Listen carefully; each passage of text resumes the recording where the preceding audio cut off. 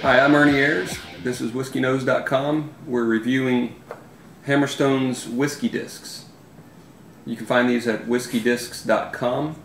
They come 4 to a set, and they're these cylindrical soapstone pieces that they get 4 to a set. It's roughly $25. They also come in this nice velvet bag, which you're supposed to put this in the freezer. And that's a nice little touch, nice little detail. The package itself is very nicely done. On the front, a nice black and white logo. Looks very professionally made. And then on the back, it's got a real nice description of who they are and exactly what these discs are supposed to do. It says that they're supposed to get the drink down to roughly 50 degrees Fahrenheit. In our testing, we could not come close to that. 61 degrees was the closest we could get. I emailed Jesse, who originally sent me the discs from Whiskey Discs, and according to him, you're supposed to get between 50 and 60 degrees. It would be nice if on the package it says 50 to 60 degrees, not specifically 50 degrees. The 50 degree number comes from the fact that you're not supposed to get single malt below 45 degrees Fahrenheit. There's a lot of scientific stuff that happens in the background. Molecules are changed. It effectively changes the whiskey at that point. So you want to stay above that. So 50 degrees is a safe bet. However, again, we couldn't get it below 61 degrees. We tried on 2 different whiskeys. One was Collier and McKeel's Tennessee Sipping Whiskey, and the other was a new whiskey that I've had the pleasure of tasting, Lismore Single Malt Scotch. I'll be posting a review of that later as well. Everything about this is fantastic. Again, the packaging, the discs themselves, they're super cool.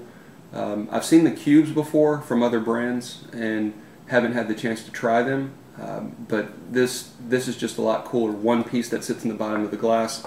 It doesn't clink around. When you tip the glass, because of the shape of a highball glass, it doesn't fall out. So again, it's just very well made, great idea. However, because of the fact that it wouldn't get between that 50 and 60 degree mark, and even more so, it wouldn't get closer to the 50 degree mark that's on the package, we're going to give this 2 out of 5 noses. Feel free to comment below, tell me if you disagree with this. If you got it to go lower than 61 degrees, I had a friend try it as well who does like ice in his scotch. I do not like ice in my scotch. I like it in my Tennessee whiskey and Irish whiskey, bourbon, but not my scotch. And as I said, my friend tried it. He could not get it anywhere near between the 50 and 60 as well. The freezer temperature came up when I was emailing Jesse asking questions about this, and he said that your freezer should be as close to 0 as possible.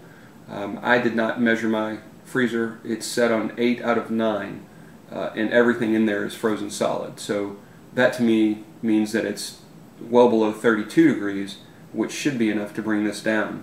But again, I could not test, I did not measure the temperature in the freezer, so that could have been my problem. I would suggest giving it a try though.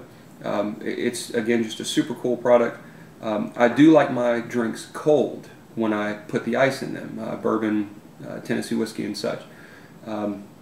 So maybe I'm just a little too picky about it. So anyway, give it a try, WhiskeyDisks.com, about $24 for a 4-disc set, and tell me what you think.